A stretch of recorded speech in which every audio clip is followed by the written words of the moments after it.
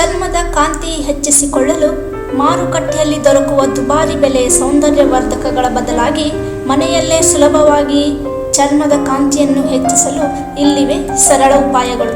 ಪೂಜೆಗೆ ಬಳಸಿದ ಹೂವುಗಳನ್ನು ಎಸೆಯುವುದರ ಬದಲು ಒಣಗಿಸಿ ಮಿಕ್ಸಿಯಲ್ಲಿ ಪುಡಿ ಮಾಡಿ ಮೊಸರು ಮತ್ತು ಹಾಲಿನಲ್ಲಿ ಕಲಸಿ ಪೇಸ್ಟ್ ಮಾಡಿ ಮುಖಕ್ಕೆ ಹಚ್ಚಿದರೆ ಚರ್ಮ ತುಂಬ ಮೃದುವಾಗುತ್ತದೆ ಮತ್ತು ಮುಖಕ್ಕೆ ಹೊಳಪು ಸಹ ಬರುತ್ತದೆ.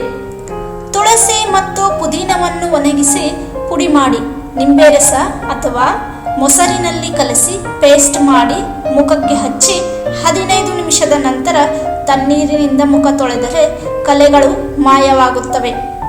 ದಾಸವಾಳ ಹೂವು ಒಣಗಿದ ನಂತರ ಪುಡಿ ಮಾಡಿ ಕೊಬ್ಬರಿ ಎಣ್ಣೆಯಲ್ಲಿ ಬೆರೆಸಿ ತಲೆಗೆ ಹಚ್ಚುವುದರಿಂದ ಕೂದಲಿಗೆ ಹೊಳಪು ಬರುತ್ತದೆ. ಅಲ್ಲದೆ ಹೊಟ್ಟು ಮತ್ತು ಕೂದಲು ಉದುರುವ ಸಮಸ್ಯೆ ಕಡಿಮೆಯಾಗುತ್ತದೆ.